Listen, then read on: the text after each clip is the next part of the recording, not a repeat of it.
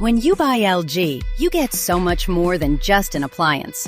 You get more done, more cost savings, more peace of mind, and more control.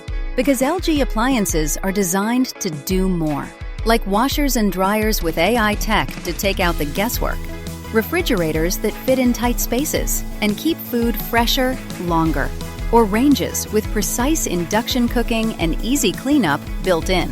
All with the style you want and reliability you can count on. So you can get more from your home every day. LG Appliances. So much more. Make life easier with LG. See the latest models and savings now at LG.com. The following is brought to you by the Social Suplex Podcast Network. This is All Things Elite.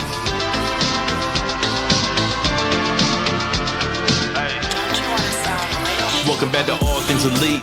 Load up the pod, man, it's on when we speak. Rich right here, let me warm it up for Austin and Floyd. Couldn't be no one but the boys. When it come to All Things Elite from the fan perspective, swear, man, it ain't no question. Hear from them first. Swear, man, they putting in the work. No, they had to get me for the verse. Social Suplex Network's on. Hours at a time in your headphones. Austin and Floyd on the microphone. Backing out on the ring, getting in the zone. Oh. Pulling up the show, give it 7 stars, you already know. Who else could it be but the show with the proclivity for positivity? I'm gone.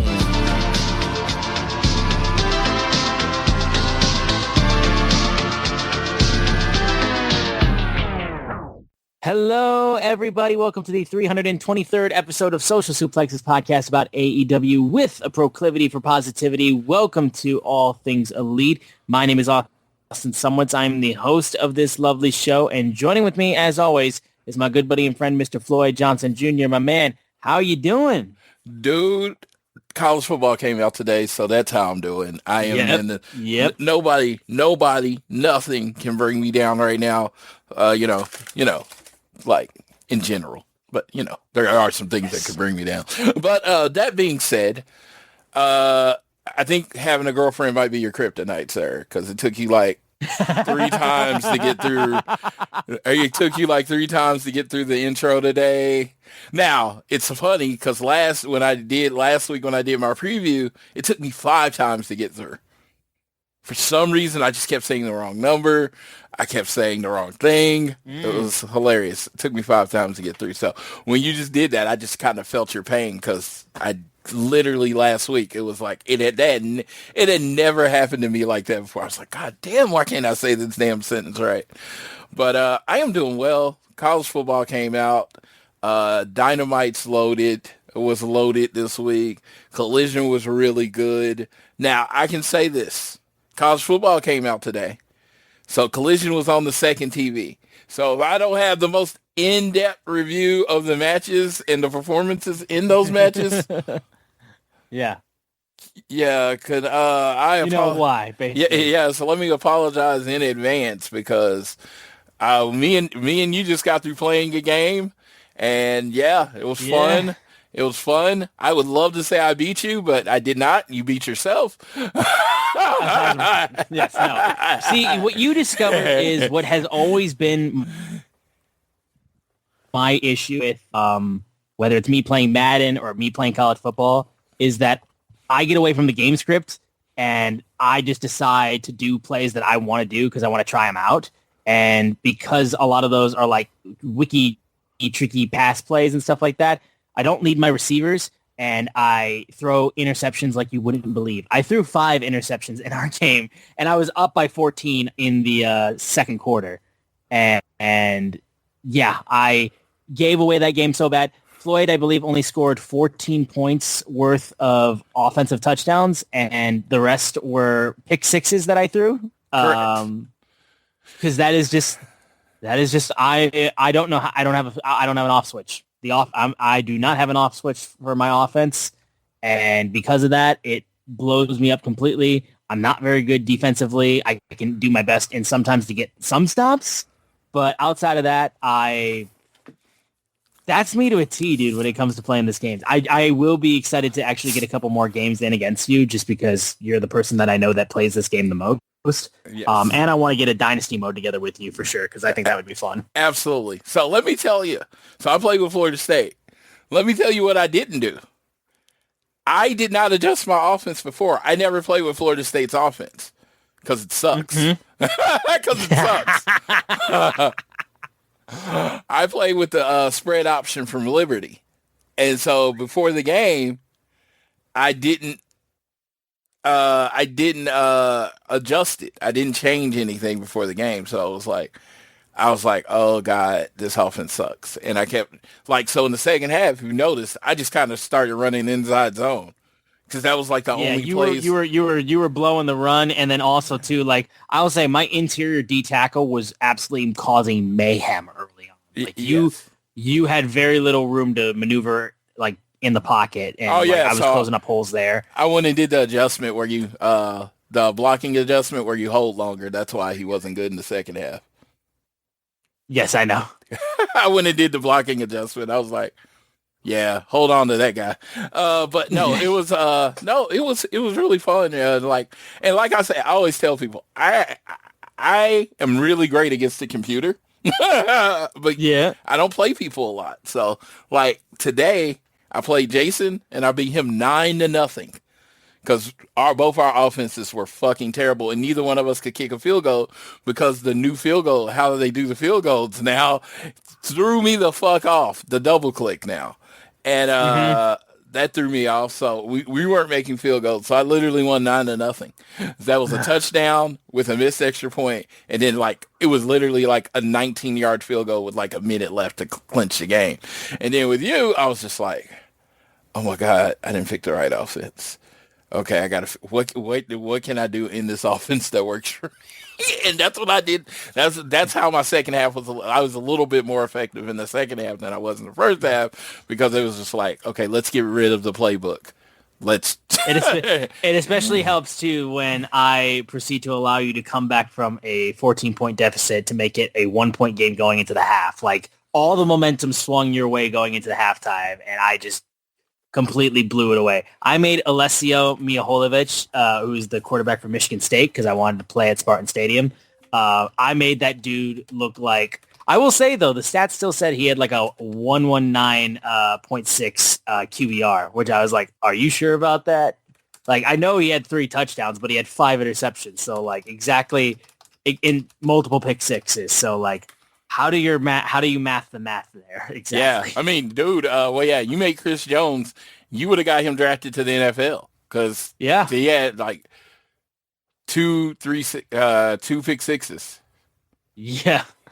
Yeah, so it was tough. No, it was a rough game for you. I don't, like I said, I don't think I didn't come out of the game thinking, man, I'm way better than Austin. I came back and Austin threw a lot of interceptions. That's the only thing, only takeaway from the game. All that's gonna take away from me is the fact if I can just stop getting away from the script and just play the game how I need to play it and not get in my own fucking head being I want to do this and I want to do that. I have to do what I need to. I got to do what I need to do, not what I have to do. I will say this. You pulled the San Francisco 49ers.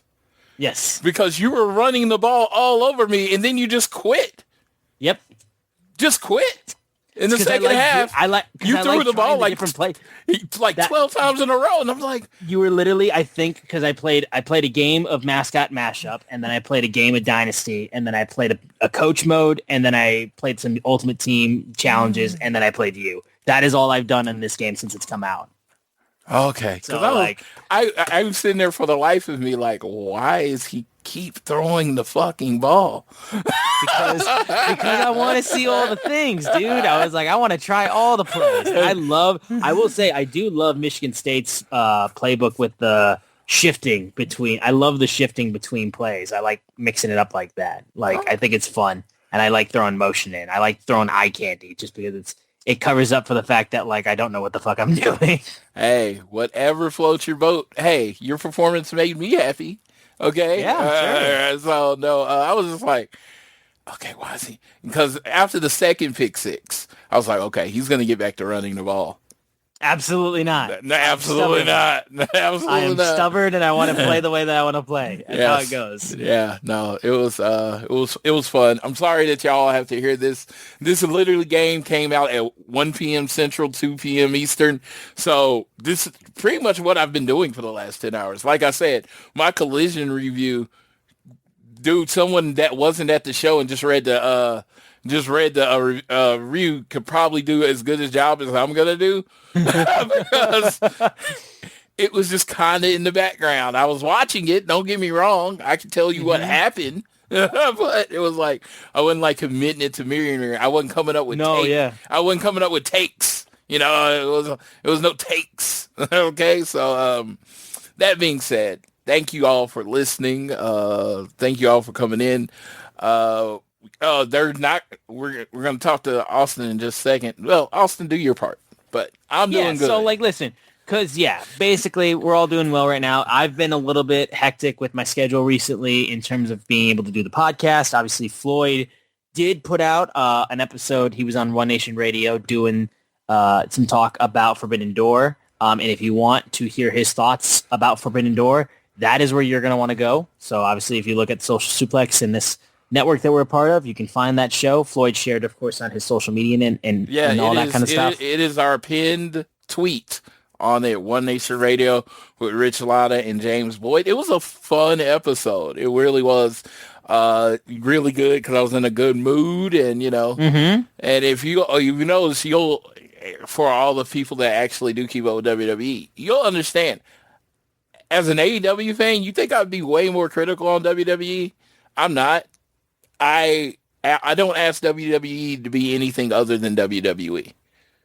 And I think because what I've learned is when I listen to WWE reviews, most of the problem and the consensus is WWE is not AEW, or WWE is not New Japan, or WWE is not whatever, insert your favorite company. And it's just like, WWE hasn't tried to be AEW, ever. Hasn't tried to be New Japan, ever. They've been presenting a very similar product for a very long time. So if your whole review is just asking them to be different, that just sounds exhausting to me. A little bit. I did a show called Around the Ring. That was the show previous to this. It was my first foray into podcasting. And I was just like, my head hurt. Because it was just like I was reviewing WWE every week. I was watching New Japan and loving New Japan. But I was reviewing WWE for the show. And it was just like, my biggest complaint is like, oh my God, New Japan is so better, much better. Oh God, it's so much better. And it was like, now NXT Black and Gold, don't get me wrong, that was some of the best shit ever. That was like, to me, NXT Black and Gold and the Attitude Era are my two favorite periods of WWE wrestling production. So they couldn't be more different, but they were my favorite part every time. I used to look forward to takeovers like I look forward to AEW pay-per-views now. So, so it was interesting to talk a little WWE. Then we got to talk about this, but the most important thing we had to talk about, and I have to ask you how you felt, Swerve versus Ospreay. Yeah, I personally thought it's, to me, this is to Floyd Johnson, host of this show, it is right there with Okada Omega Dominion. And I maybe right under it, but I think it's right there. Now, I understand the complaints, but I want to hear your unfettered, uninterrupted thoughts on the match. Yeah, I mean, it's a match of the year contender for sure, like regardless of the fact. I can tell you real quick, this probably is, it's funny because I complain about this when it comes to AEW shows a lot of the times, and it was the case with me. So like, honest to God, like, and I don't mean this to be like facetious or anything like that, but the level of excitement that I had going into this show, to me, was it was one of the weaker ones in terms of my hype leading into it. And it's more so just because of, I feel like Forbidden Door, the pay-per-view, has run its course. And it's kind of just where my head's been at, where it's like, obviously, the combination of having AEW, New Japan, CMLL, and Stardom wrestlers on one show is a cool concept. And the original Forbidden Door concept was fucking awesome when it was originally announced with the crossover between New Japan and AEW. And the only thing that is what's made me change my tune about it is the fact of, because most of the New Japan talent and CMLL talent that are like mega have signed AEW contracts now, and they're AEW guys now as opposed to the other ones, and how New Japan has not reached the level of like talent flood that they used to have when it came to the original Forbidden Door, or hell, obviously when like All In happened in 2018 and like they were still absolutely rolling with the people they had there in that time frame. So because of that, didn't have I knew the show was going to be good and really good, and I was like interested in watching it, but I will say I felt the length of this show the most out of more recent ones. So like we get into the final match and I'm like, all right, here we go. Like the one match that I was like, not the one match, but I knew that this match was going to be unreal. And yeah, it woke me right the fuck up, basically. I mean, just the way those two bled and the physicality that they went under and just all the false finishes, man. It was just unreal. And the spot that everyone talks about where he gets house called in the face, stares over into the distance, sees Moxley, and then comes alive. And it's like, oh my God. What a fucking just massive whole thing that took place there with that. Yeah, I mean, it's two guys that are the aces of the company, I just feel like, and they're two of my favorites, that's for damn sure when it comes to AEW. Like Swerve and Ospreay are two of my favorite wrestlers in AEW, period. Two of my favorite wrestlers, period, in general. But yeah, I mean, it was fucking crazy. I thought if you would say that match is on par to, like you said, Omega Okada Dominion, I completely understand it. I think the only issue that I had was the fact that I still kind of knew in my heart of hearts that even despite all the shenanigans with Nana and, then the Death Riders coming out and everything like that, we kind of knew that this was all leading to Ospreay winning and, main eventing Wembley at All In London and everything like that. Doesn't take away from the physicality, doesn't take away from the wrestling acumen of both guys. But it's tough because like I could definitely say that it was to that level. It's match of the year level for sure. I don't know necessarily if it's going to top. I don't know, man. It seems like it might be tough for me to top, Takeshita, Okada, and everything like that, and just the excitement going into that match. And what the crazy part is, and this. I don't know. It's very. Yeah. I could go either way with it. Yeah, Takeshita Okada, we were there live for, and it was an amazing match, and that's what I'm like. I'm not gonna, like I said, my thoughts have been my thoughts on this match, and my thoughts are more in like where does it rank? Like to me, it's the match of the year, and it's not a close. There's not a close second, and I just think it was on that level. But I threw this on the show, and I was like, for me, the reason I loved it so much, because I wasn't there live. And people are like, what? Like, what do you mean? Because I started the show. The main show starts at 7 o'clock Central. I know AEW shows. About 9 o'clock, 9:30. I think it was like 9:30. I had a Red Bull or a Bang. I forgot what energy drink I had. I knocked it down. I got hyped again. So like you said, you were struggling in the main event. I was alert. from the very beginning. I was like, let's go. And it was cause I got my happy juice halfway through the show. So I don't know if I have that same feeling for it if I'm there. Cause it would have been there. It would have been flying that day. Right.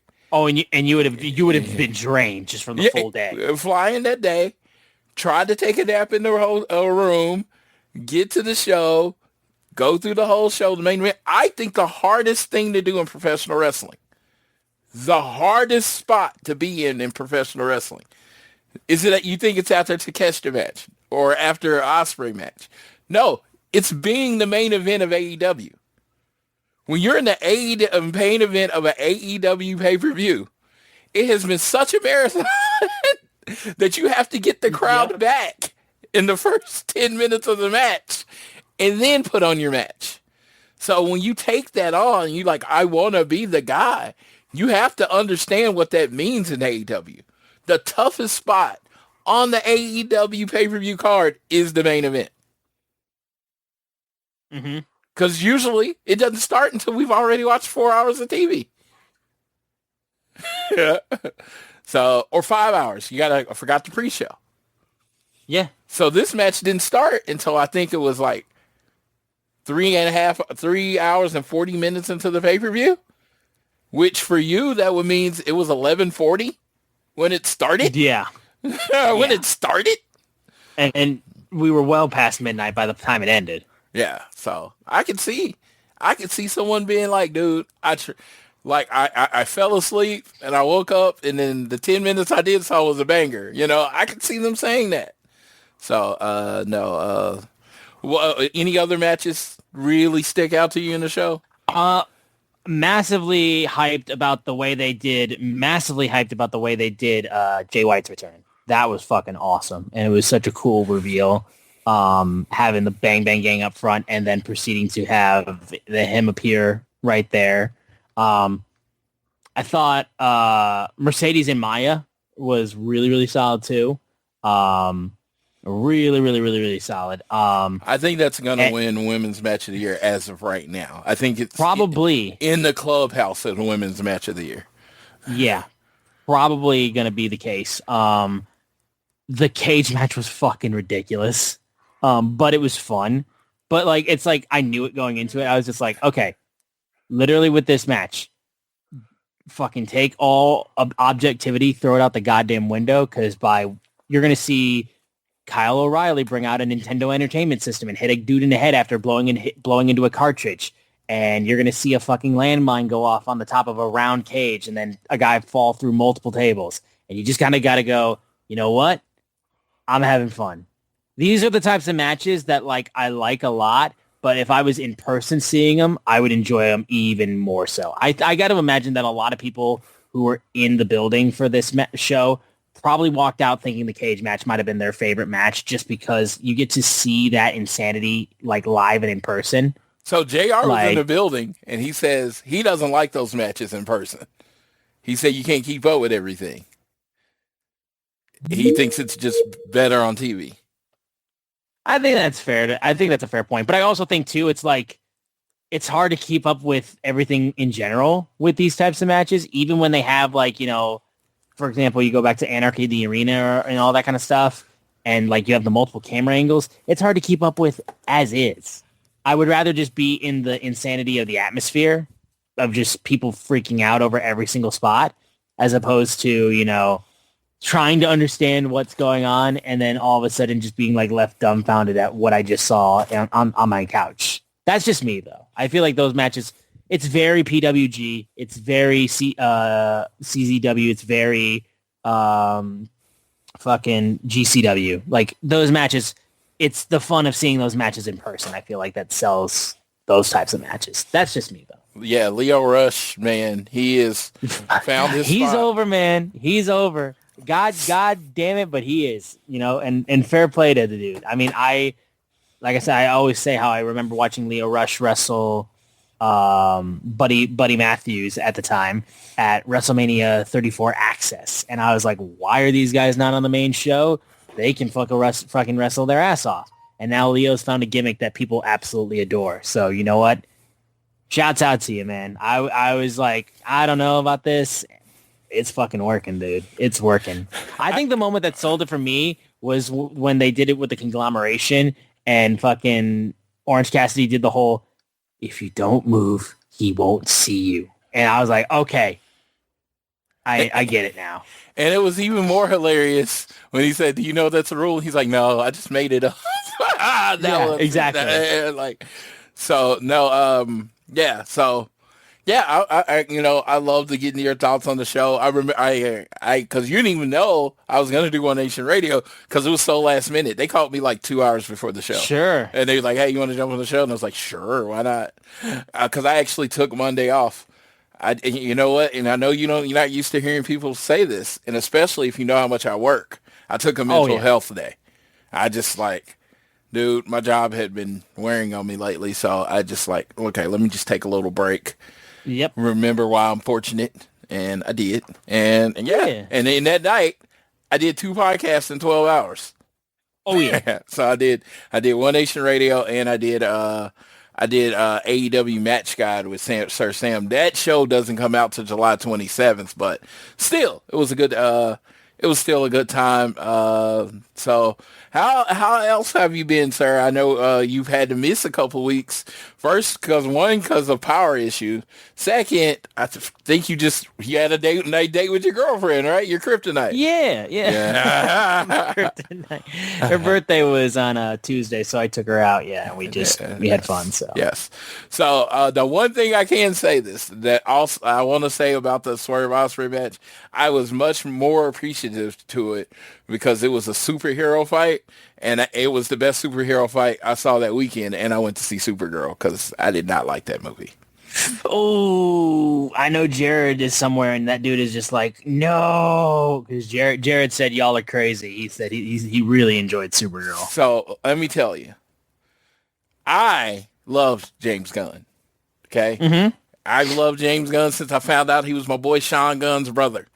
I love me some James Gunn. You know, I think Guardians of the Galaxy is like the best non-Avengers movies of them all. Yeah. I just thought they were amazing. I love his dialogue. I love how he writes. I just love everything about James Gunn. So when it came to him taking over DC, I was super excited.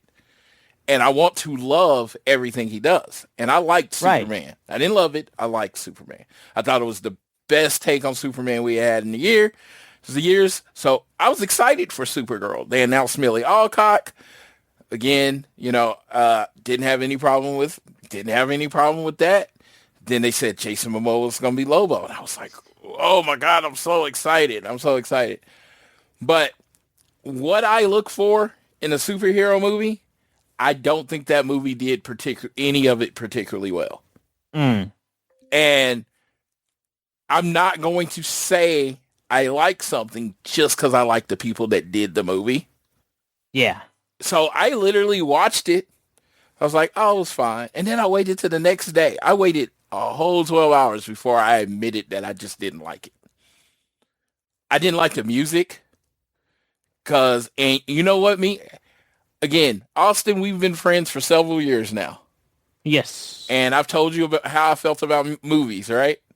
Mm-hmm. Have I ever mentioned the soundtrack or the music of a movie? No.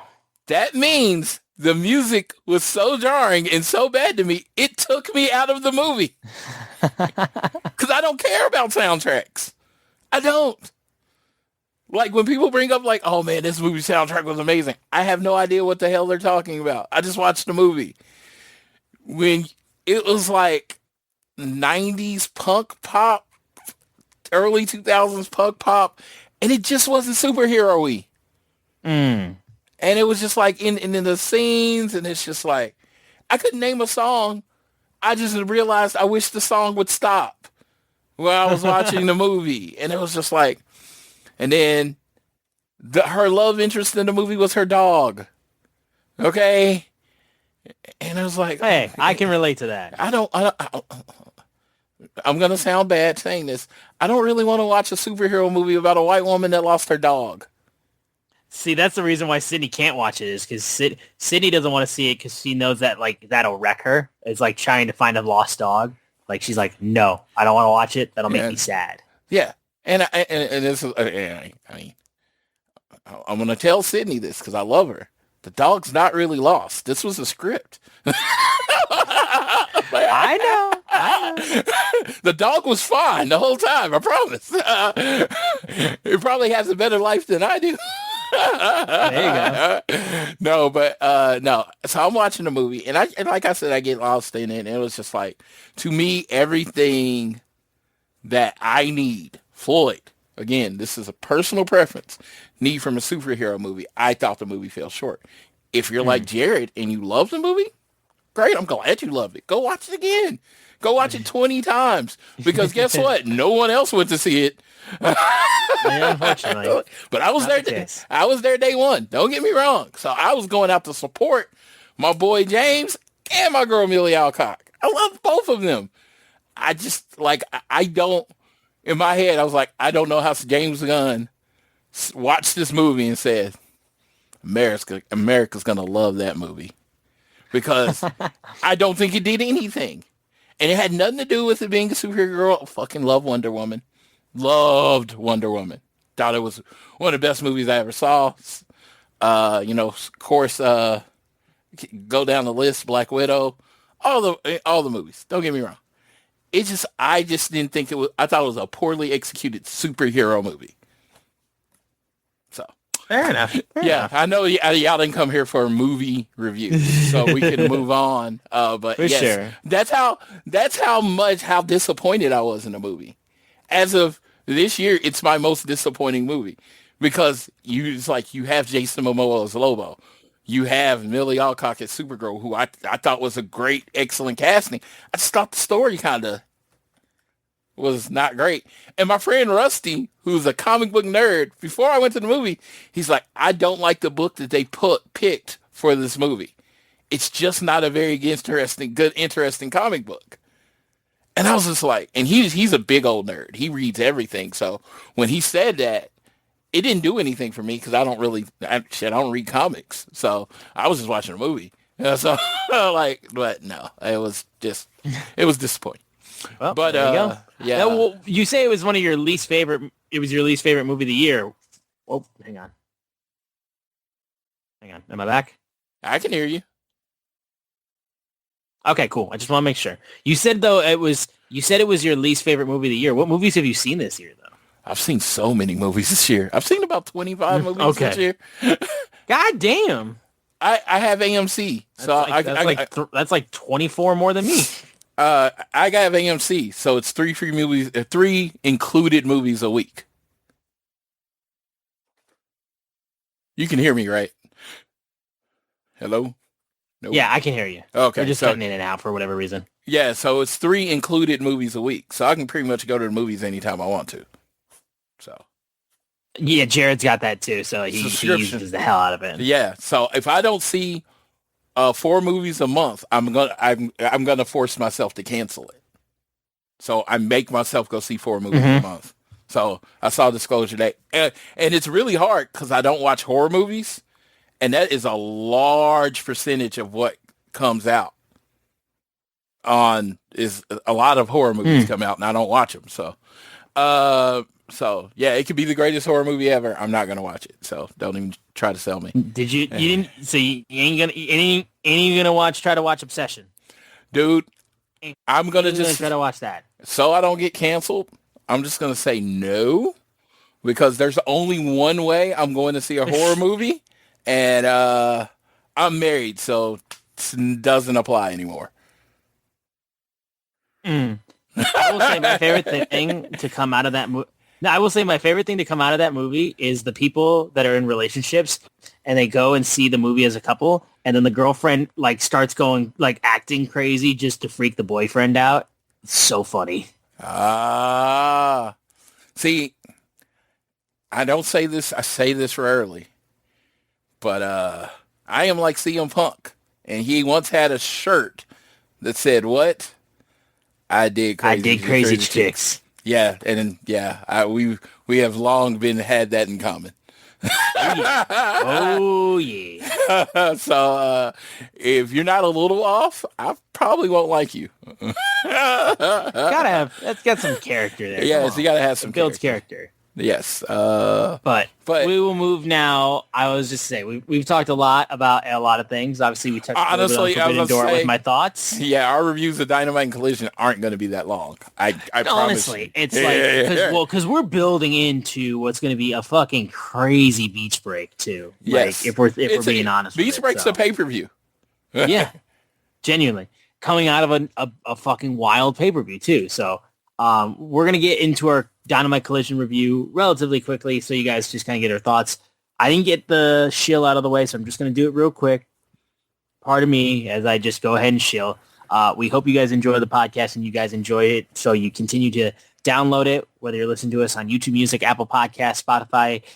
Rate, review, subscribe, turn automatic downloads on, give us a share with your friends, family, coworkers, whoever you wish. Follow us on Twitter. We are at ATElitePod. You can also follow at Social Suplex. We are proud members of the Social Suplex Network, and they have so many other great podcasts you guys should absolutely be supporting. So give them a follow. Check out all the other shows they have on their network. I'm at Austin Sumowitz, SZUMOWICZ. Floyd, it's at Floyd Johnson Jr. on Twitter. And as a reminder, check out the Social Suplex newsletter. You can find the link to it in the description of the show. And before we immediately get into our Dynamite Collision talk, Floyd, we got an interesting news of the week. I'd love you to take lead on this. Yes. Someone listens to our show. I have had 3, and again, there is a such thing called parallel thought. I'm not being full of myself here. There is a thing called parallel thought. But 3 specific things that we have brought up on this show as being a problem in AEW World Base over the last 6 months were all addressed very recently. Mm-hmm. I personally said, hey, it would probably help our East Coast listeners. And for y'all all to understand, I don't live on the East Coast. I live on Central Time. So I said it would listen to my East Coast people, which for me was most of the Social Suplex is based in the Eastern Time Zone. I was like, and because of the length of the show, can you start an hour earlier on Sundays? Because it would put the pre-show, when we're talking Eastern time, pre-show at 6. It would put the big show at 7. And it was 7. And then 4 hours later, 4 hours later, it would get you to 11 o'clock. 11 o'clock on a Sunday night. That's probably a little later than some people that have to work Monday morning, but it's not midnight or it's not 12:30. So even if the show runs late and it gets to 11:30, you still get to go to bed before midnight. All right. Tony Khan announces AEW Redemption starts an hour early. Woo! Coincidence? Maybe. I think not. But I don't think so. Second thing, after Revolution. Yeah, it was Revolution. I was talking about, clearly, that was LA, that the Dynamites, after a pay-per-view, stink and they need to fix them. We didn't go to Dynasty. I think that was Dynasty that was in Vancouver. MJF loses the title the next night on Dynamite. Then they did this Dynamite, which was another banger show. They fixed that problem. Oh, what was number 3? God damn it. Number 3. It's funny because, I had them in my head. And then it was just like, this is kind of crazy that this is all happening like this. Do you remember? I don't think I told you. I hadn't told you this because I wanted I wanted to save it for the show. Last but not least is one we've been talking about for a year. Is that AEW? I said it hadn't been fan friendly, and they needed to bring FanFest back. After in the post show scrub, Tony Khan says they're gonna do more FanFest at big shows. I mean, that one especially, we went at them for not doing, and we were confused as to why that wasn't a thing. So very, very, very glad that they are doing that. 3 for 3. Now, I'm not giving the credit to All Things Elite. I'm not taking all the credit. I'm not doing any of that. I just say, I think someone at the company may listen to this show, because everything that I say, and Austin knows this, comes from enhancing the fan experience. I don't consider myself, quote unquote, an expert. I just talk about what I see, Right. And when I put out suggestions, it's all about the fan experience, not necessarily my experience. Like I said, the whole moving an hour early had nothing to do with anything that would affect me. I generally don't have a problem with how late the shows go. I work overnight. It affects me none. But it does affect Jackie. It does affect Rich. It affects James Boyd. It affects it affects Jeremy Donovan. All these people work.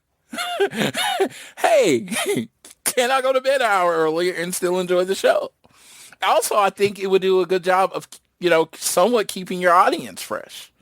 Yeah. But there's a lot of things to it. But it was funny because those 3 things kind of, the Dynamite came through and it was a banger again. And I was just like, dude, they fixed that. And I was like, they fixed it. And I'm just like, literally, again, parallel thought's a real thing. I think fans other than me have had a problem with this. So this could all help.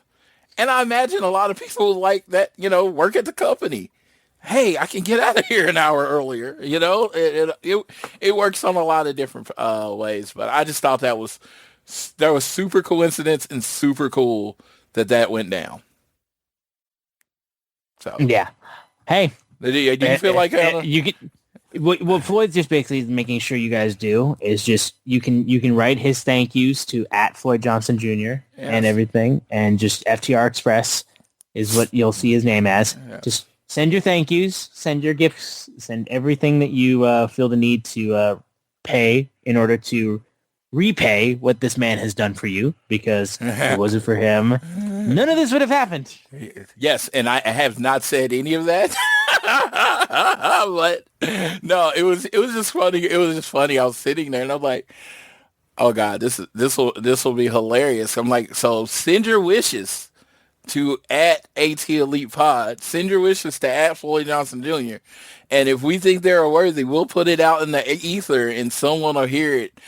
Someone gave me another idea earlier today and I was like, okay. Ooh. Yeah, so this is the one I'm pitching. I'm adding it out there. So every year for the last few years the Owen Hart person, they win the title and they get those belts. And you can go on AEW.com and pretty much buy every belt that AEW's had. But you can't buy the Owen Hart Foundation Cup titles. So my suggestion is during the Owen Hart Cup every year at the beginning of the cup, you open up a pre-sale to basically buy the Owen Hart Cup belts, and you close it at the end of the Owen Hart Cup. So you then you make the belts. So you get your orders in, and then you make the belts and ship them out, and then the proceeds go to the Owen Hart. I was gonna say Owen Hart Foundation. Owen Hart Foundation. This seems like a no-brainer. Sure. I'm not just going to throw it. I was just going to say, yeah. I'm not just throwing shit out there.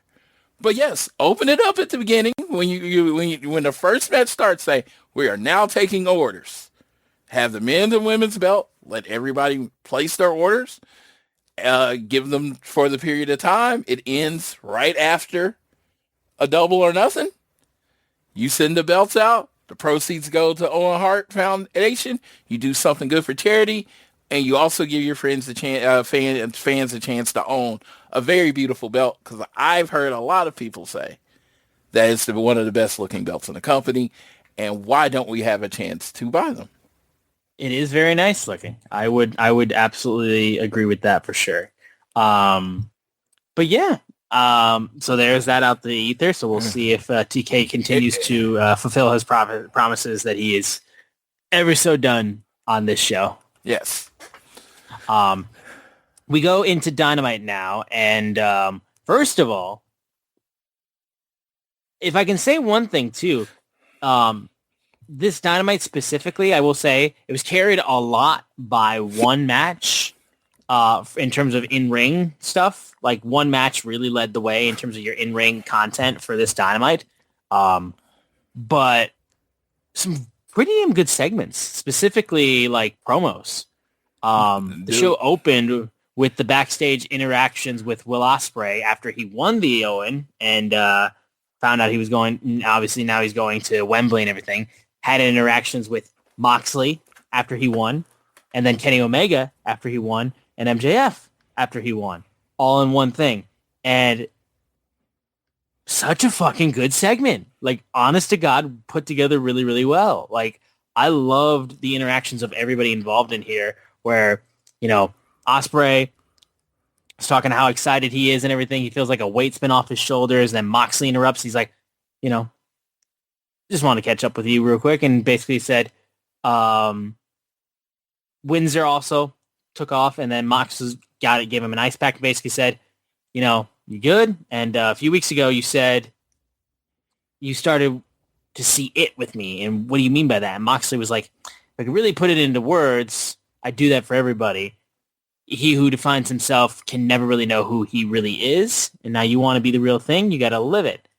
And this place could be great because this is the greatest sport in the world. But this business has been full of carnies, liars, and backstabbers that wear their insecurities on their sleeves like a bucket of crabs. And they all pull each other down. And it's up to us to protect this place. And it's not about that Owen Hart title. Be a service. And he's like, we took a vote.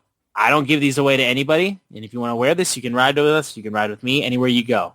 Pulls out a Death Rider patch, basically, being like, you can officially join. He's like, and I'm proud of you. He gives him the patch and walks away. And then Ospreay's kind of looking at it. And Kenny's just like, man, look at you. You're a bloody mess, man. And what you did today was fantastic because that was next level shit.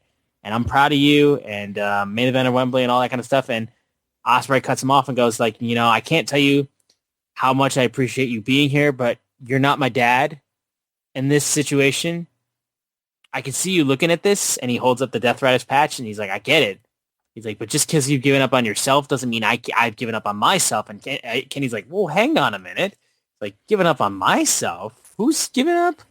And then the AEW World Champion, MJF, comes out. And then it's like, I don't want to interrupt this lover's quarrel. It's so cute. And Kenny was like, man, you're so funny, but in a few days, you have to defend the world title against Mark Briscoe. And if you survive that, guess who's going to be coming to knock on your door? It's Kenny Omega. And MJF looks at Kenny, then gets in front of him and looks right past Kenny and looks at Ospreay and goes, I'll see you at Wembley, bruv. And then he leaves. And Omega's like, look, you're emotional, Ospreay. You're beat up. Get some rest and I'll see you on Wednesday. This doesn't top what we've had. Have you always be my friend and I'll always care. Take care of yourself. And then Ospreay's kind of just looking at the patch from Moxley. And I'm just like,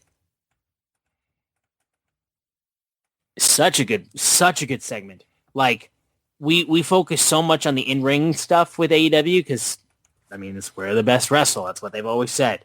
But I just love the production of this segment and how everybody got, like, the level of character and the level of depth in this one little segment, honestly, was pretty fucking good. And I just want to give it props because I was like, it told a lot in terms of what's leading down the road for AEW in the world title picture.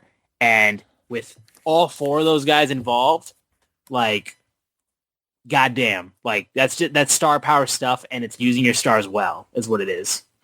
Dude, and it's so much more grounded in quote-unquote reality than anything else.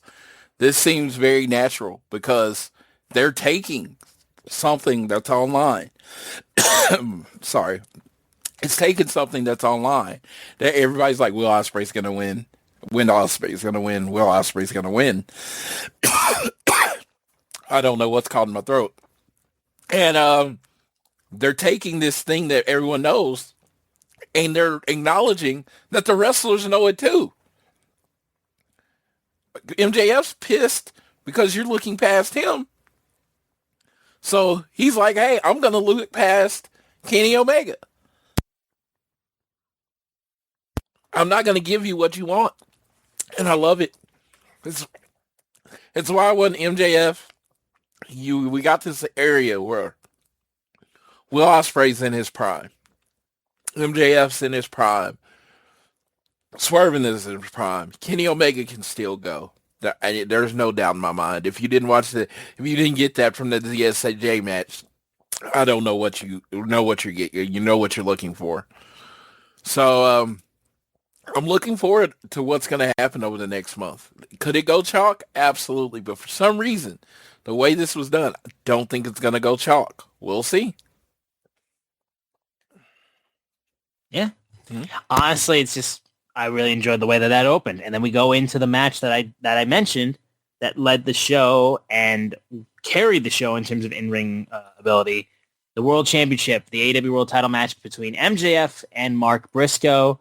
Obviously, time for we go focus in that. Who Briscoe, of course, earned that title match because he pinned MJF to beat Team Don Callis MJF in that massive steel cage tag match.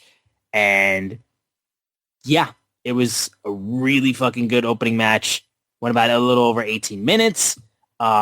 Briscoe basically constantly trying to make sure he pushes himself more and more and more to hurt MJF and just try to, just get there. Come on, you're on the cusp of winning the world championship. You got to get there. You got to get there. He's bleeding profusely. He's getting slammed head first. He's getting slammed through a table, and he's doing a froggy bow through a table, hits the J Driller, but then MJF kicks out, and he's doing everything he possibly can to try to just absolutely throw everything at him. Dude took a nasty landing on the apron, too, at one point. But eventually, though, after he gets the J Driller and he gets kicked out, MJF does a little Alabama slam or wheel slam, and then hits the Heat Seeker and is able to defeat Mark Briscoe, retain the World Championship. He brings out the Dynamite Diamond Ring, looking to continue the punishment on him. Kenny Omega does not let that happen and immediately runs in to make the save, but not after the fact that he missed his timing, though. He only decides to go out, though, after he tries to hit him for a second time. So, he didn't come out to save him the first time. He makes the save, but I'm like, he did get smacked in the face by the ring at least once, dude. You could have gotten out there a little bit quicker. And then Kenny gets on the microphone and basically talks about how, MJF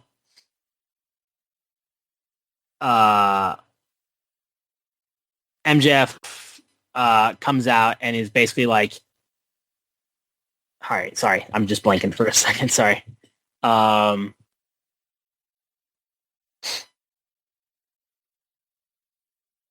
Who said what in this case? Let me help you. Yeah, sorry. Yeah, no, I got you. Sorry, I was just, honestly, I had a full-on blank, so I got you. So Kenny comes out, basically, he said, I told you I was coming, and if you cheated your way past Briscoe, I was going to come back knocking. And you know what? I could face you tonight if I wanted to. And MJF was making fun of California, said that white trash hick Mark Briscoe. It was bad enough I had to wrestle him, but now I got to do it. And now Kenny wants me to wrestle again on the same night. So MJF is like, it's laughable that you think you deserve another shot at this.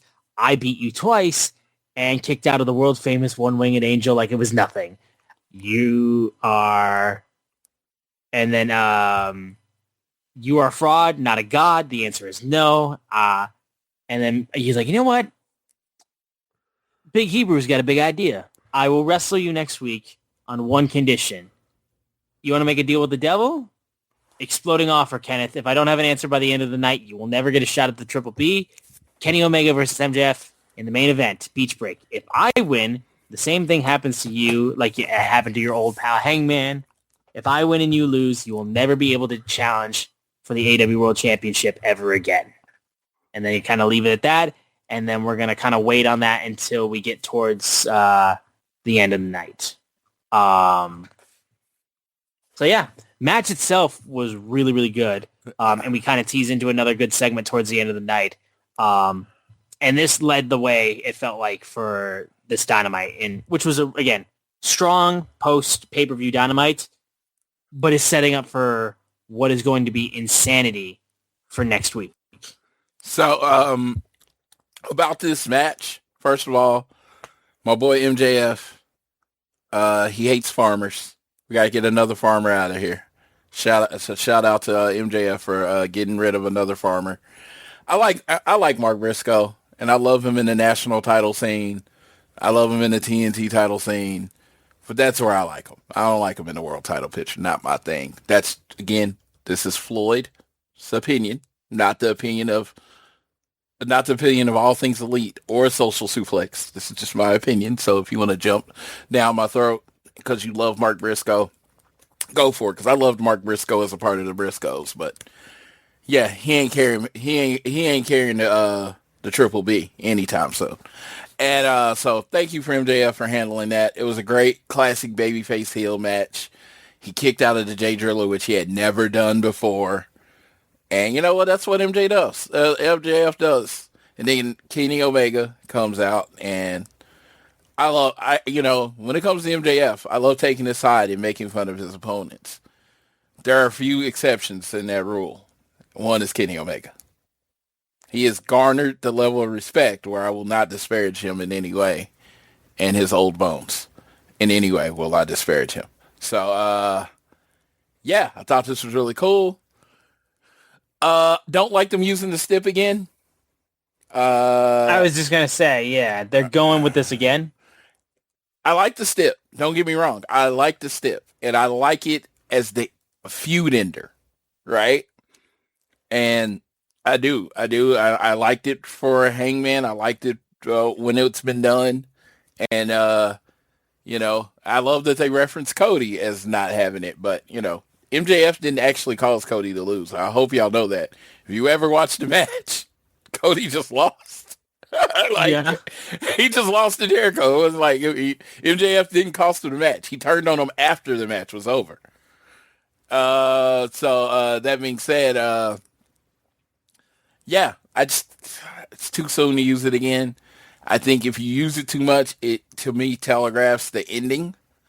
And I see next week going one of two ways, but neither one has MJF winning and Kenny Omega not being able to do that again. So we'll see. But I do like this whole Kenny Omega, God of Pro Wrestling, trying to get back on his perch. He said something in commentary, I don't know if it was later in the show, it was later in the show, so I'll wait for you to get there, and then I'll have my thoughts on it. But love this as the first match of the show. Love this as the first segment of the show. Let's go. I was very happy with it. Yep. We continue the segments basically backstage. MJF is being interviewed by Renee Paquette and was asked if he was prepared to face Kenny Omega next week if he met his demands. He's like, I'd get to that question in a minute, but I want to address Andrade because it wasn't a good idea for the real Latino man to put his hands on Big Hebrew on Sunday, and payback is coming. But you're not going to know when, and it's going to hit like a ton of bricks. And then he goes back to talk about Omega, mentions how, all these people I've defeated, and it was, future Hall of Famers. Now you want to face me again, Kenny? You're 0-2 against me. The best wrestler in the world ain't the best bout machine, and it sure ain't the aerial assassin. The best wrestler in the world is Maxwell Jacob Friedman. Kenny Omega is not going to agree to my terms because he is literally gutless. But and then Ospreay walks up and goes, Max, be careful. You'll end up breaking your neck sucking yourself off like that. Not expecting that, I got to say. And then he's like, one question and one question only, though. Why do you need that stipulation? And he's like, because I'm the champion, you're not. And MJF was basically like, I'll see your pale ass at Wembley.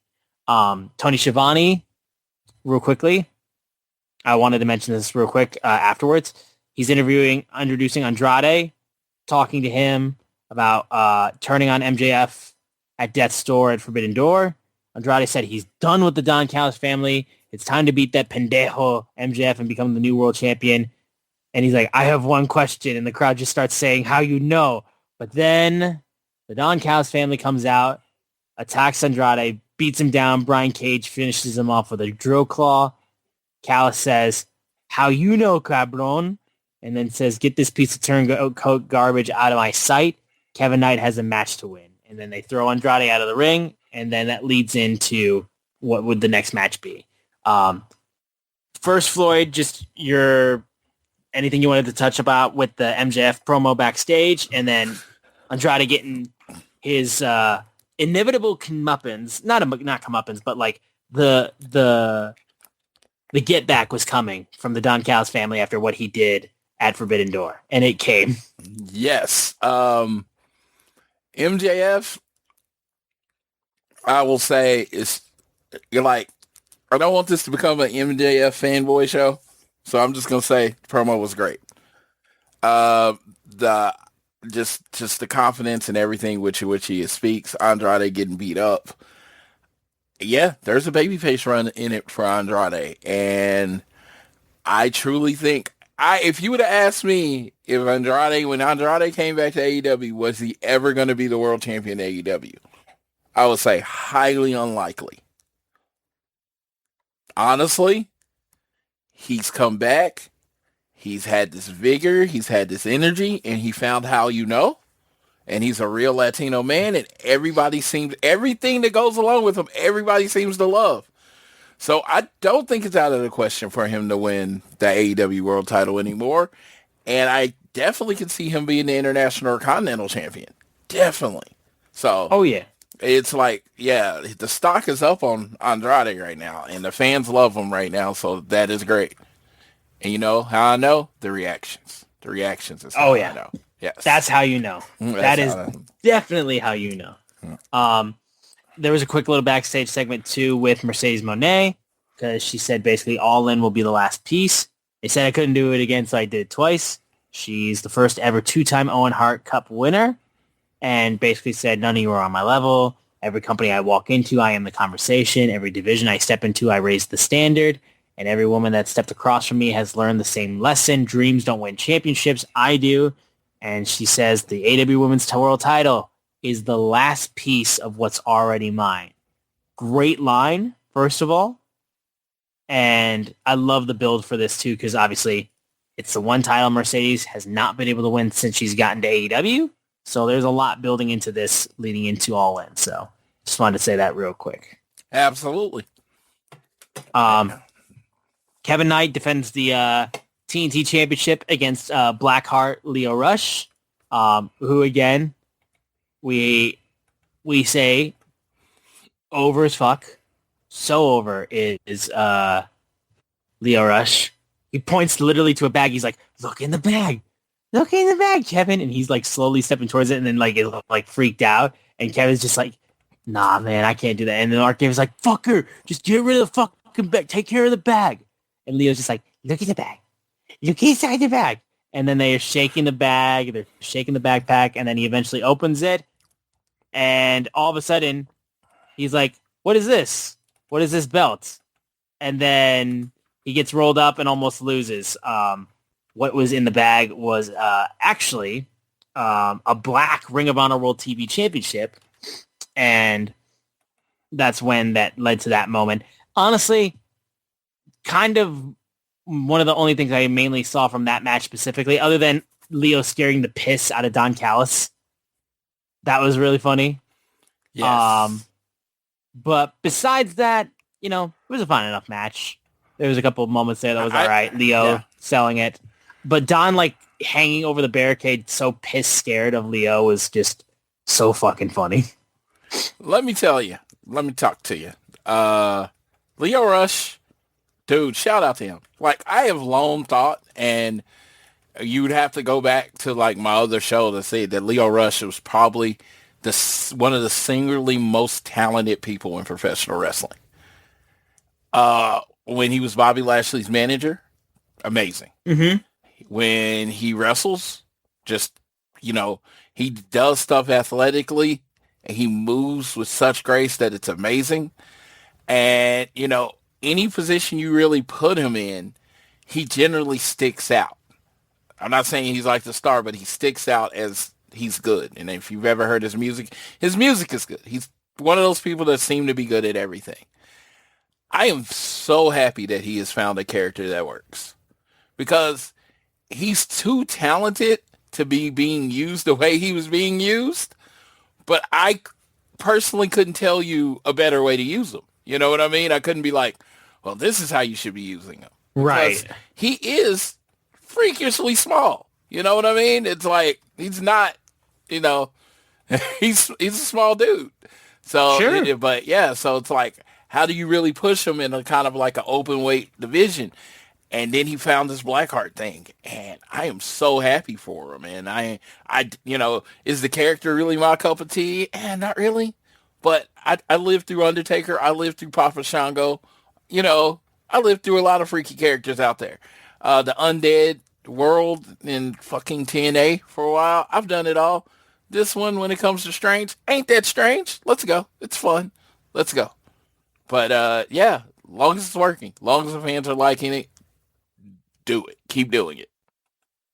Yeah, and I will say it is definitely working. That's for sure. Yeah. And after the match was over, Speedball was there, kind of just watching from the crowd.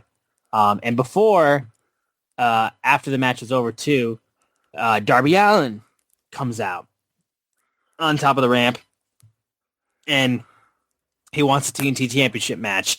And, you know, if Kevin says no, what happened at Forbidden Door, it's going to keep happening. So he's like, you know what? If you want a TNT Championship match, Don Callis then takes the mic and was like, no, I've got something important to say.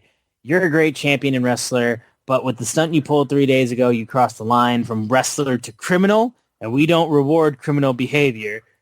So you're not going to get a match ever with Kevin Knight as long as I have something to say with it. And Darby's just like, well, you just dug your grave, Kevin. That's what you want to do. You dug your grave. And Darby then leaves. And again, Speedball's just watching from the crowd as well. So Darby's going to do some fuck shit. That's for damn sure. Yeah, Darby's going to do some fuck shit. And Speedball, I think, is the ultimate foreshadowing to what's eventually going to happen.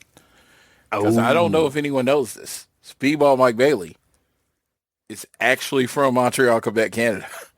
Yeah. So when you say other people's names, you usually say, well, they're from this part of Canada, or this part. He is actually from the city Redemption's going to happen to. Mm-hmm. Just throwing it out there. You know, just a little tidbit there. Yeah. Mentioned Collision from the past week ago from Jericho beating JD Drake in the Walls of Jericho. And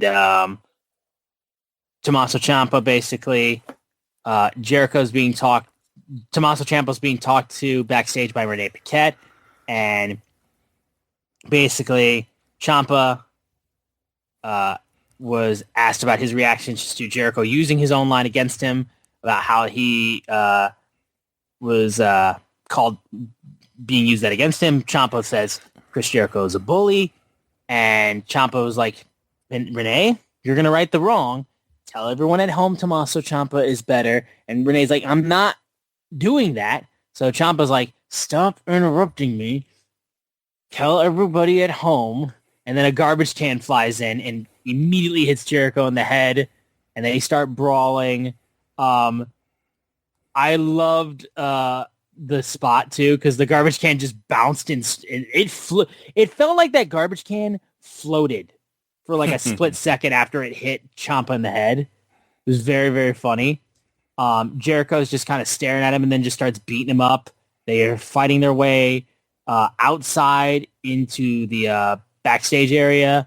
All of a sudden, security tries to separate Jericho. Ciampa then comes flying in. He wants to do some stuff. Security gets thrown around. Shopping cart goes into Jericho's chest, and then he starts throwing boxes at him. He starts throwing all these things.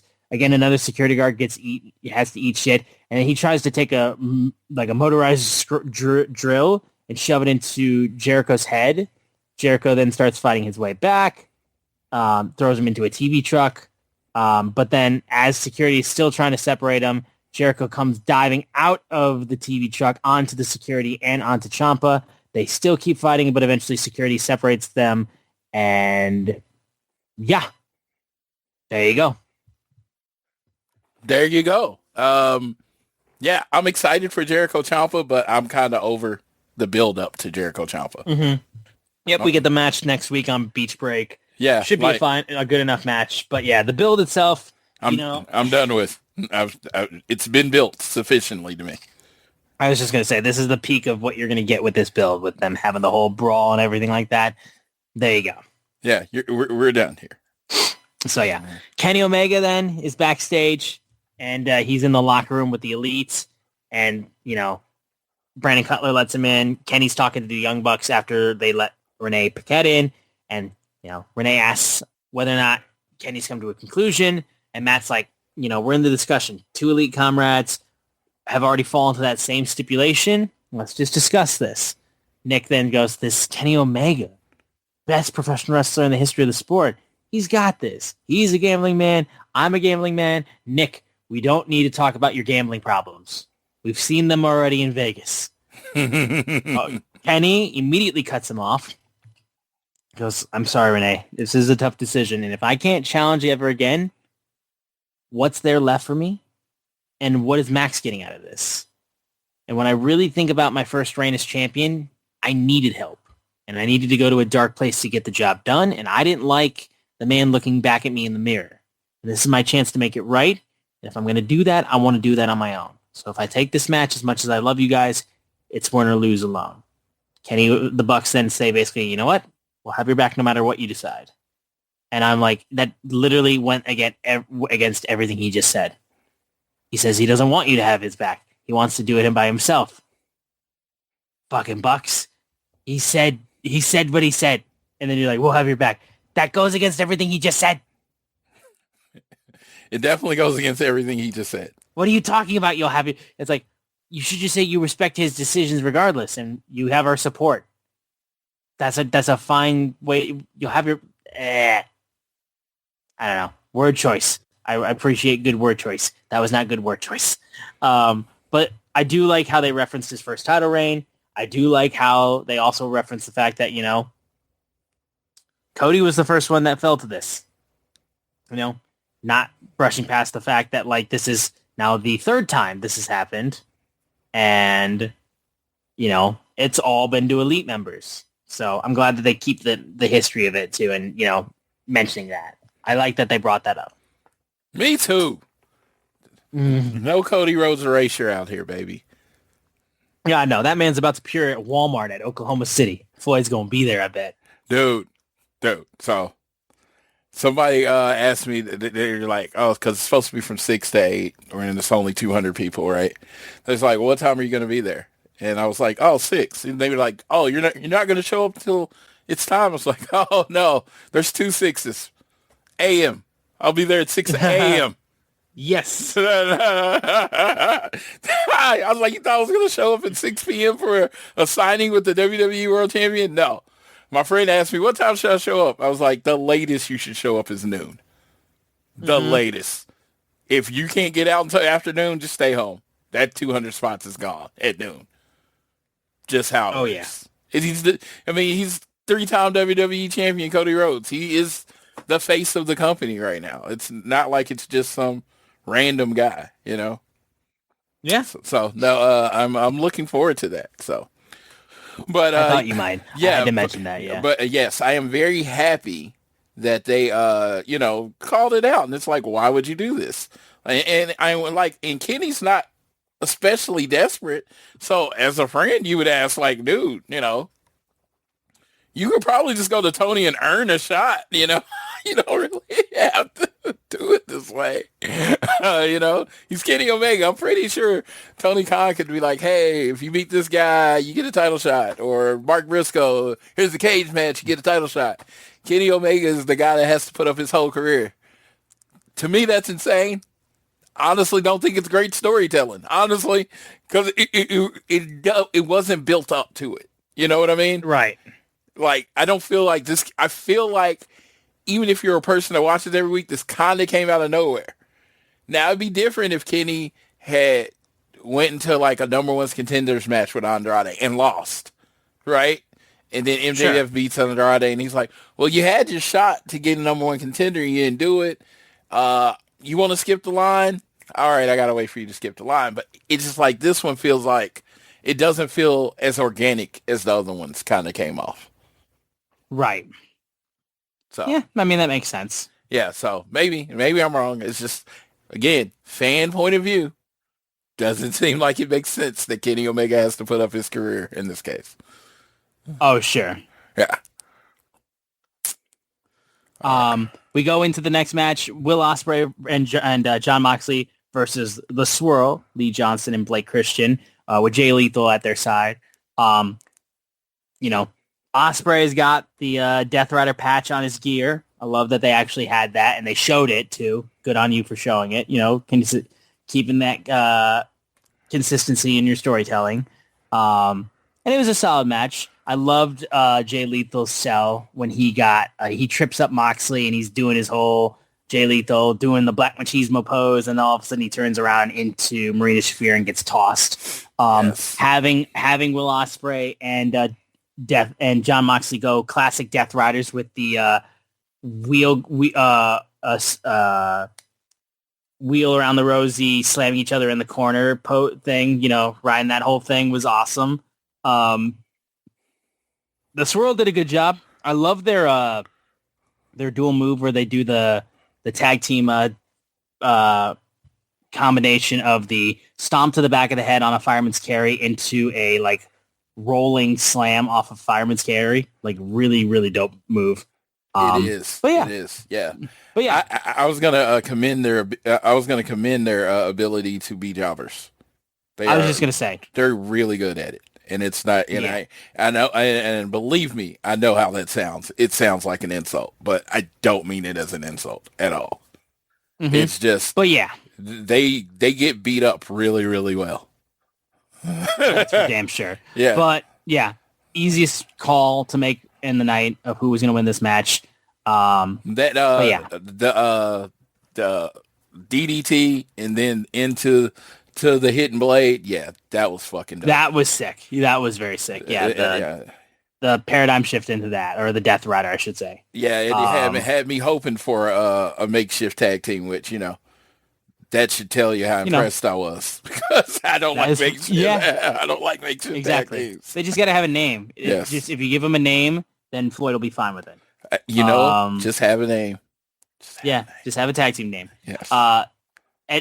Copeland and Christian are backstage after they defended the tag team championships against the Dogs. And, Cage was like, it was a given. We had no doubt we were going to walk out still tag champions. But what's up with Jay White? And Cope was like, you know what? White, he owed us a favor from over a year ago. Now we're even. And Cage is like, before White sat at home and collected a paycheck for a year, he had a problem with me, and I still do. And Cope was like, okay, goodbye. So Cage is still a little butthurt, obviously, after Jay White showed up again. And then Jay White comes out.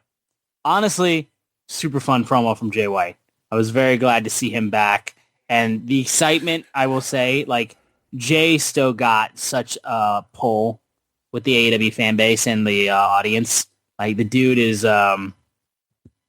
comes out, gets an immediate welcome back chant, and he's like, it has been 459 days since I've last been here, and before I left, no one could escape the wrath of the Death Riders. Now y'all don't seem to mind him. And Death Riders are palling around with the biggest fraud in the industry, and I'm not here to talk about you, Billy. And I was like, God damn, that's a fucking diss. And Jay White was like, bang, bang, gang. We are back together just in time because someone let the dogs out. And he asked who let the dogs out because he addressed Clark Connors, Gabe Kidd, and a man he's known for a long time, David Finlay, because they broke into Japan together. And Finlay's picked up everything so quickly because he was born into it. If anyone has the right to say wrestling is in their blood, it's him. But David doesn't change the fact that you're still a Nepo baby bitch boy. And then the San Diego crowd starts chanting that a little bit. But he's like, wait until he's out here to chant that. And then I was like, that's actually pretty funny. Finlay then says, Jay White says, you took me out in Japan before I could thank the fans who raised him, but now you're in AEW in an AEW ring. And though you've only been around here for a short time, The stench of the dog's arrogance has lingered for far too long. So who better to clear the air? Well, let us all breathe easy than yours truly, because I'm a cut above. I'm the most elite in this ring. I'm the most high. I'm the switchblade, the catalyst of professional wrestling. Ain't nobody got what I got. And Sunday was just the beginning. David, you will breathe with me, because this is still my era. This is the switchblade era. And anybody else, if you're not down with that, the Collision Cowboys, San Diego, we all got 2 words for you. Guns up. Well, I mean, just welcome back. God, we fucking missed you, Jay. Genuinely. Like, I'm so happy he's back. Well, I'm happy Jay White is back. But the person I'm most happy is back is my boy Tyler Baldwin. Shout out to my boy Tyler. He took a little hiatus after while Switchblade was gone from from AEW. And I am glad to have him back. I'm pretty sure he might actually listen to this show this time because his boy Jay White is back. He had a rough period. My boy had a rough period. Sure. He lost Jay White and Adam Cole within like a few months. He was like, that's honestly a brutal pairing right there. He lost his 2 favorite wrestlers. Like, one's never, like, more than likely never coming back, and the other one, good Lord, we didn't get an update on. So shit, we didn't know when he was coming back. So it's like, you know, a lot of people when you have your favorites and they go, sometimes it's hard to get back into the show and understand. I'm like, speaking as a fan, I get it. I'll talk about it. When Cody left, it took me a minute. It was just like, sure. Yeah. Bro, how the fuck do you think that I felt? Yeah. It took me probably 6 months until I could finally let go of, everything that had gone on and just enjoy AEW again. Like, at a minimum 6 months, I think it took until I could fully enjoy the product that I loved so much because of everything. And your guy left. I mean, there was some unscrupulous like stuff that people talk about that we'll never know the answers to in terms of that, but who cares at this point? But like for me, my guy left and exploded the bridge that he came in on.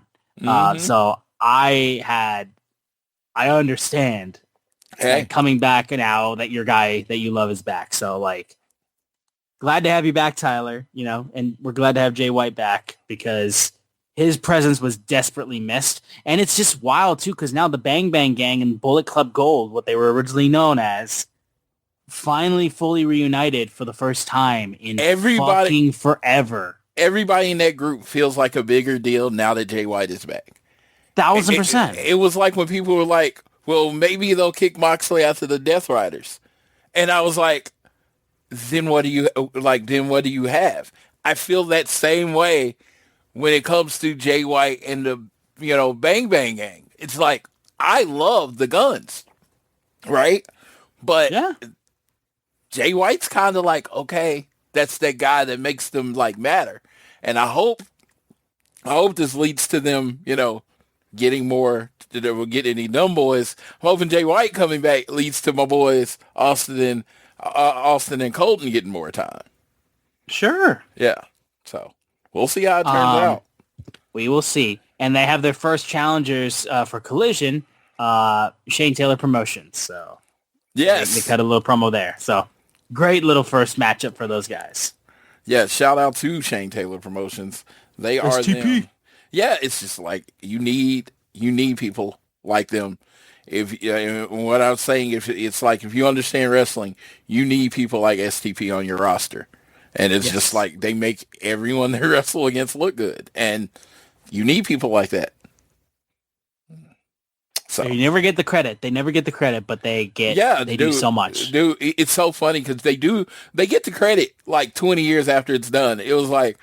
I remember when I was young, I didn't hear anybody complaining about the Brooklyn Brawler or talking about the Brooklyn Brawler. And then when I get older, I'm finding out like all these hardcore fans like, man, I love the Brooklyn Brawler. And it's like, huh? I bet you he wish he got these flowers while he was actually wrestling as opposed to, years after he's retired. So yeah, shout out I got to shout out to Brooklyn Brawler just cause.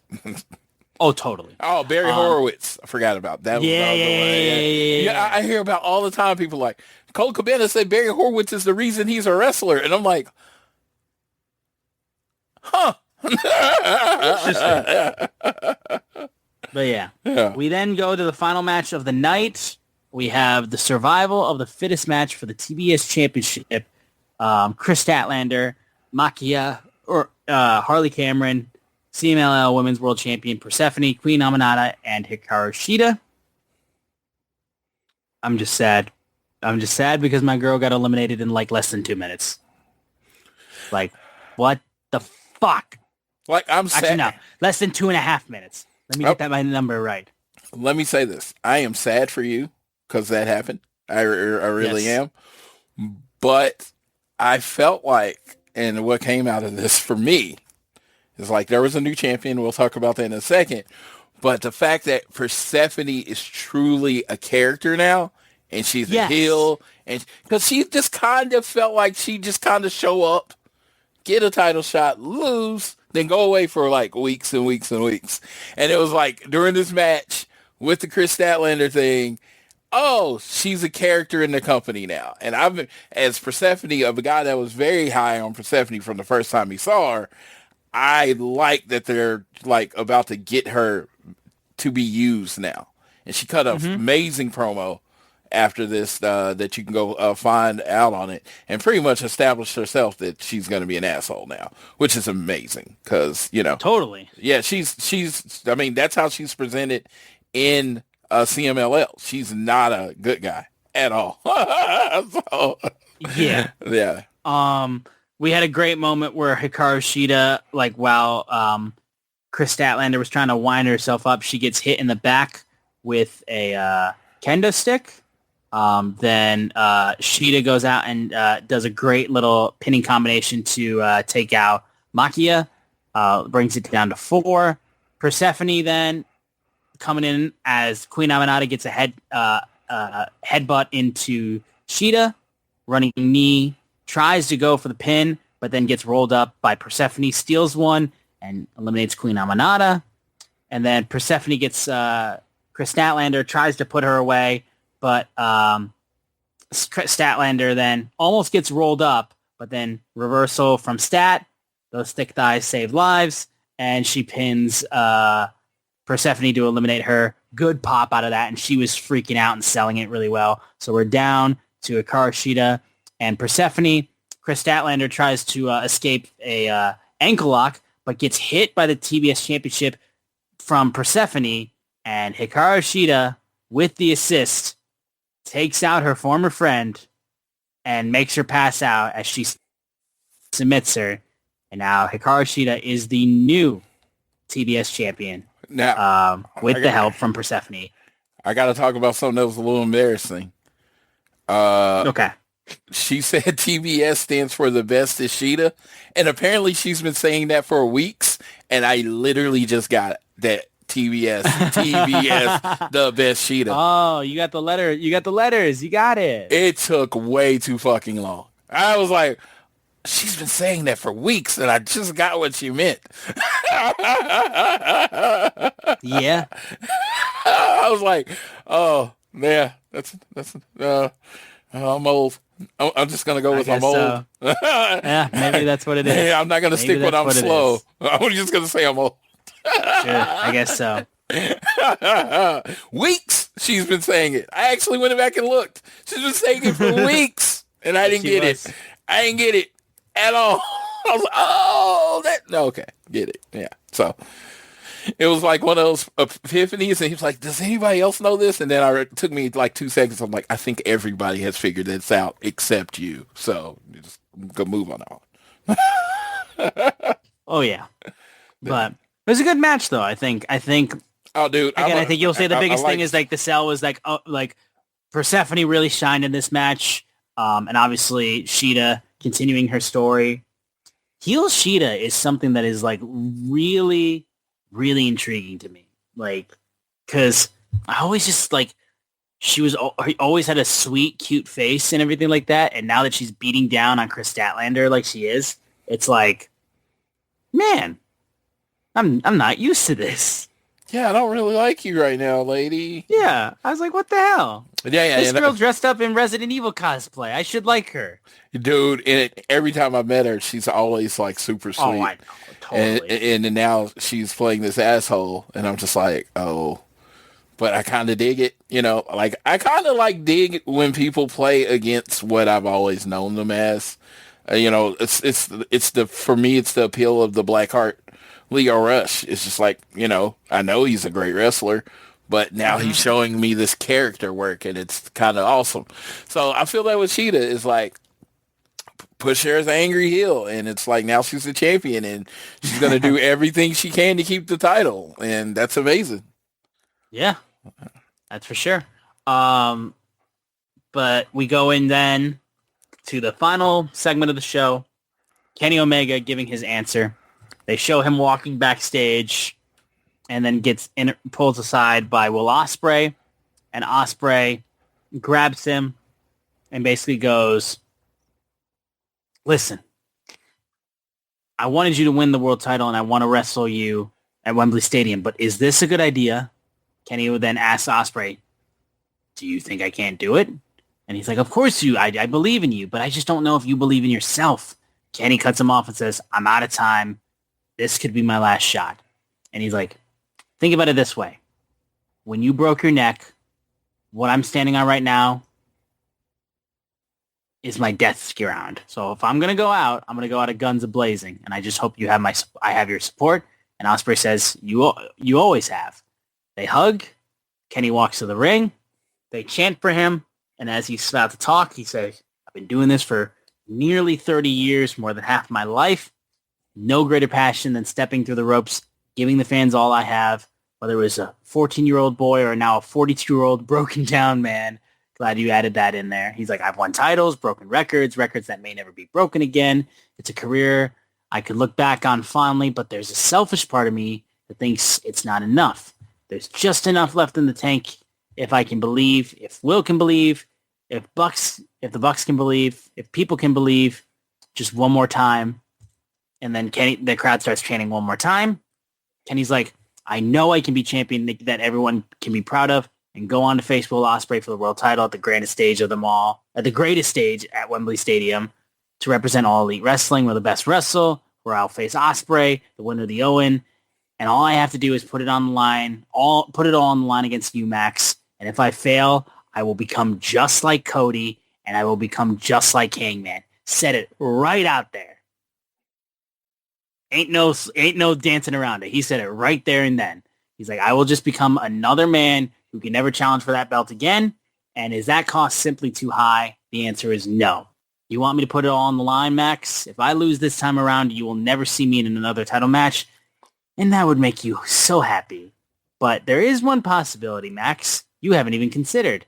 And as I am still that person that people call the best bout machine, I am still that person people call the cleaner, and I am still to some people the god of professional wrestling, and I cannot lie, Max, to have one more chance to beat the brakes off of you while I'm still healthy, just gets the blood flowing. So he's like, am I going to accept your offer? The answer is yes. So bring the Triple B, bring yourself, get ready to pass over what has been rightfully mine since the last time we wrestled, because I'm coming prepared, and I don't know if you are for what I have in store for you, but I must bid you adieu, Max. Goodbye and good night, bang. And then MJF jumps Kenny from behind and immediately starts beating Kenny down, pulls out the Dynamite Diamond ring. Kenny then pulls him aside, starts beating him up. Bunch of security comes to separate. They're fighting all the way back in there, jumping back from each corner as security keeps separating each other, building up the hype until Max walks back up the ramp, grabs his Triple B, poses with the belt, starts screaming at Kenny, security holding him back. He's outraged and just completely fired up. And yeah, massive main event for Beach Break Dynamite next week in Clearwater, Florida. Kenny versus MJF for the world title. Kenny loses, cannot challenge for it ever again. A good friend, Rich Latta, will be in the building. Tony Khan knew he was coming, so he went ahead and gave him a big show. Bang, bang. Kenny Omega still one of the most. I feel like Kenny Omega is one of, if not the most polarizing promos in wrestling. I can't stand the way he promos. I just can't.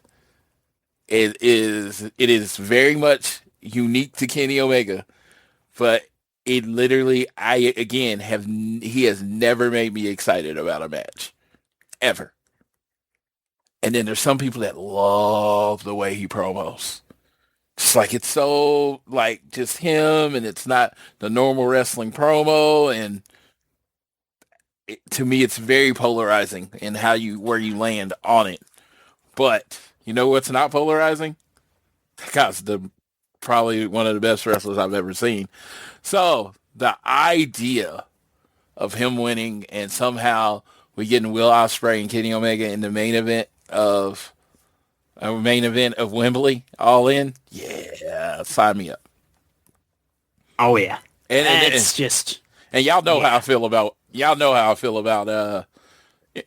MJF. He goes without saying, you know. Oh yeah. You know, when he talks about generational athlete, there's not enough adjectives for how I feel about MJF. But when you're having the biggest match of the biggest show of a company that calls themselves we're the best wrestle, you do Kenny Omega versus Will Ospreay. Oh yeah. Yeah. So I don't know. I thought this was solid. Thought MJF was solid. If we were like doing an AEW MVP, I'd find it hard to argue against MJF this year. Oh, sure. It's MJF or Mox. You can pick between those two. But there's some other, great talent, but, it's MJF or Mox right now. On July 3rd, 2026. We got like a lot of months, so we'll see where it goes from there.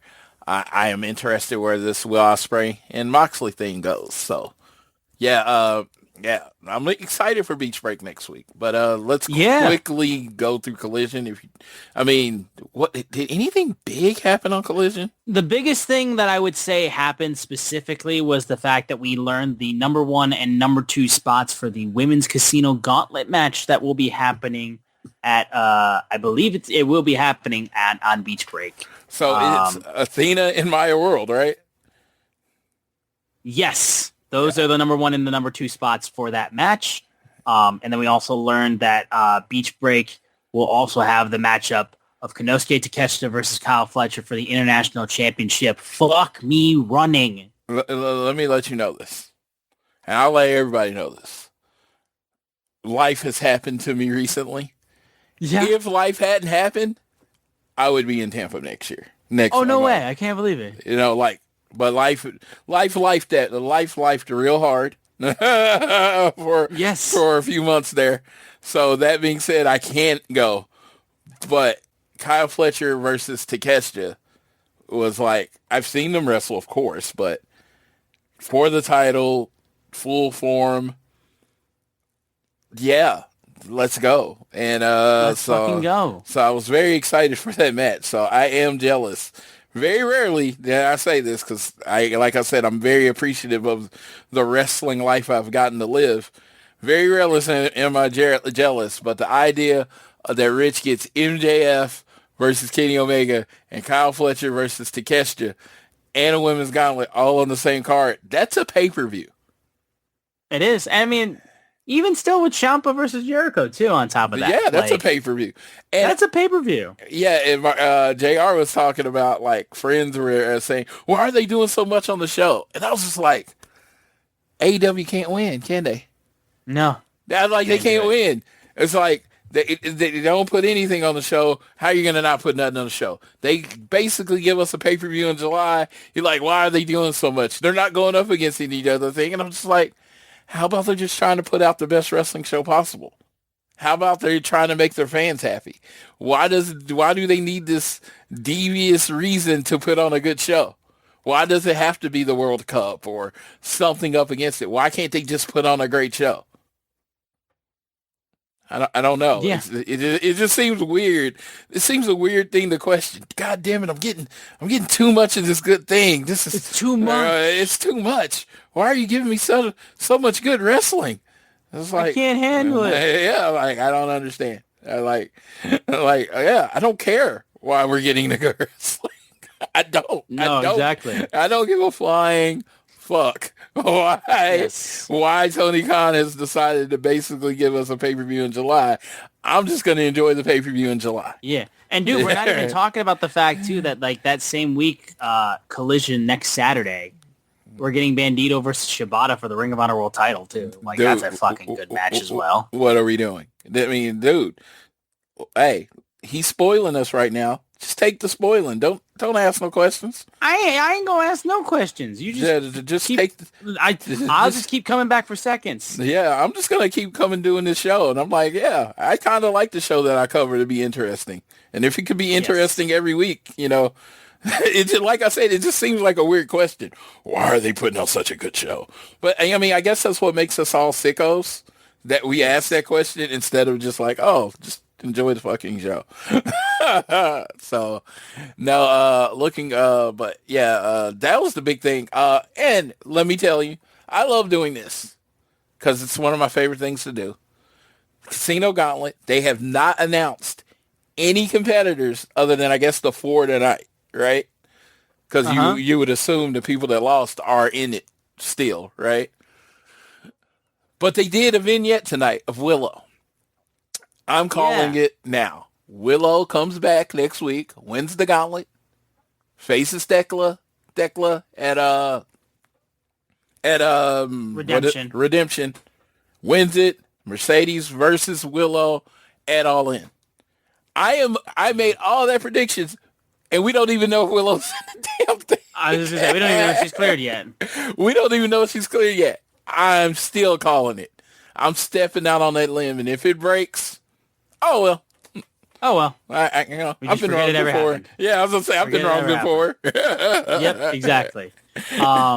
But yeah, I will say again, if anything else too, in terms of just stuff that happened on Collision, we got the first teaming of Mina Shirakawa and Thunder Rosa.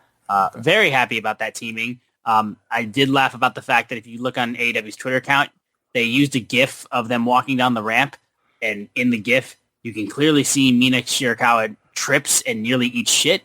I don't know why you made a GIF of that, AEW. That's very mean to Mina. I don't know why you would do such a thing, but they got to win real quick. I did love that Thekla cut a promo, and she still had Starlight Kid's mask on her head.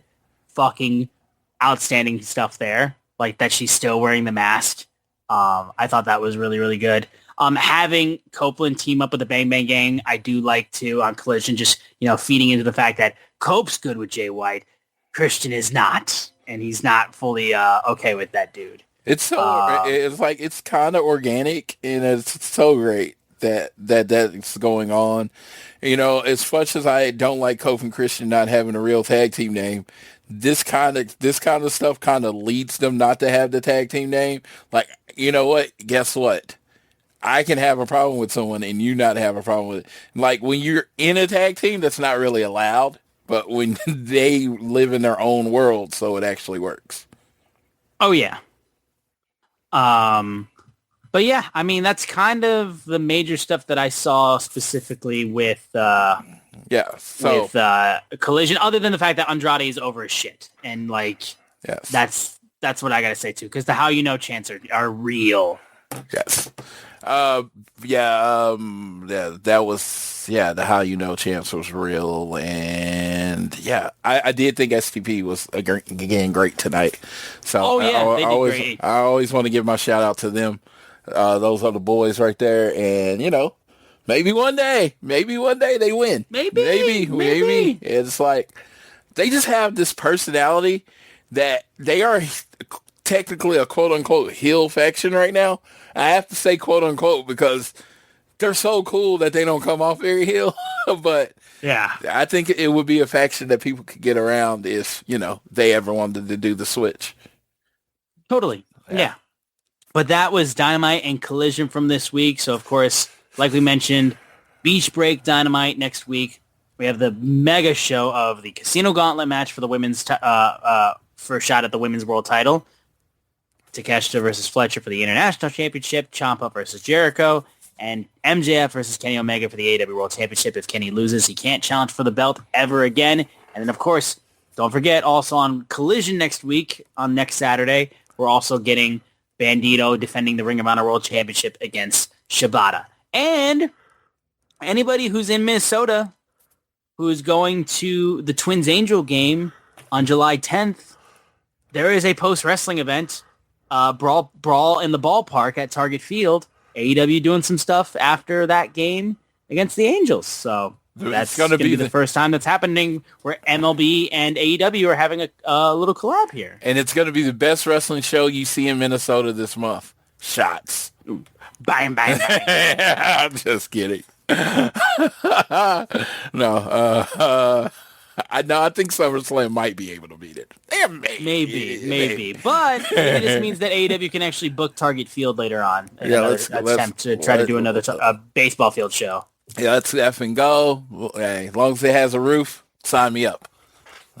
I don't think it does, but you just got to make sure you... Well, it is Minnesota. Minneapolis, it is Minnesota. And it doesn't get as hot. You just got to make sure you get it at a decent time. Don't do it this week. Because this week in the Midwest, it is hot as shit. I don't know how hot it is in Oklahoma City, but it is hot as shit here, and I'm not okay with it. I am a Michigander. I'm not good with this heat. Let me tell you, my electric bill kind of gives us an estimate based on the electric, how much we used. So I checked it on Monday, and it was at $165 for the month, right? And that's great. Yeah. Because of how hot it's been this week, it's already at $265 after 1 week of usage. Because my wife is home. Because usually when she's not here, I basically turn the air off and sweat my ass off. I turn it up really high so I can save on the electric bill. My wife's home, and she's healing, so I want her to be comfortable, so I'm letting her run the AC. Woo! I'm not looking forward to this bill. I'm not looking forward to this bill. I'm not looking forward to it. Oh, wow. But yeah, so that, though, I think is going to do it for this episode of All Things Elite, guys. So appreciate your guys' support. And you're going to be excited for next week's episode where we talk about Beach Break. So be sure to tune into that. That's going to be amazing. It's going to be nuts. And if you guys enjoy the podcast, continue to download, rate, review, subscribe. Listen, whether you listen to us on YouTube Music, Apple Podcasts, Spotify, share us around with your friends, family, coworkers, whoever you wish. And make sure you follow us on Twitter. We are at AT Elite Pod. You can also follow at Social Suplex, who make this show possible. Check out all the other incredible podcasts Social Suplex has, and you will not be disappointed by a single one of them. They're all great. I'm at Austin Sumowitz, SCUMOWICZ. Floyd is at Floyd Johnson Jr. on Twitter. And go sign up for the Social Suplex newsletter. You can find the link for it in the description of the show. I am now going to get some sleep, but when I get some time off, I'm going to be pestering Floyd to be able to make an online dynasty mode with me and him, so that way I can play as Central Michigan and he can play as Florida State, to where we inevitably have what the world wants, which is a Florida State versus Central Michigan college football championship, national championship. It has to happen. Matt Drinkle, fresh off of Army West Point, run the damn ball offense. God knows we only have one wide receiver that anybody knows or cares about, and my quarterback, I don't know, but we're going to do it. We lost so much talent last year, especially on defense, but we're going to fucking do it. We're winning the MAC, baby. Fuck Western Michigan. Let's go. Dude, yeah. Everything he just said. Go Noles. I am really looking forward to it. If anybody listens to the show and play college football and want to play me, great. I am not saying I'm the best. I'm really not. Honestly, I even said it about tonight. I didn't really beat Austin. Austin beat himself. So, but I'm fun. I'm gonna get my get back. I'm fun to play against. So, I don't get overly excited in one way or another. Let's play a game if you want to. My name's Intense CA. So it's NTENSECA. If you ever wonder where that was my wrestling name when I was young, I was going to be Intense Chris Anderson. And don't ask me who those names are after, because I'll get canceled. So let's, that would be a good fun. We're going to have a great time. Like I said, college football season started today in my mind, so this is big and beautiful. I am 2-0. I am undefeated in college football this year. I feel the energy. Feeling like Avatar, the Last Airbender right here. I've learned a new element. That's how I feel right now. So, no, but thank you all for listening. Austin has to go to bed. So I will leave you all on the happy 4th of July. America turns 250 years. Understand, I just want to throw this out there. Neither side owns the American flag. So if you're happy to be American, just be happy to be American. If not, it is on you. Everybody has has the ability to feel the way they want to be feel. But make sure you look out for your people. Holiday seasons and all that stuff. Always difficult for people that happen to be alone.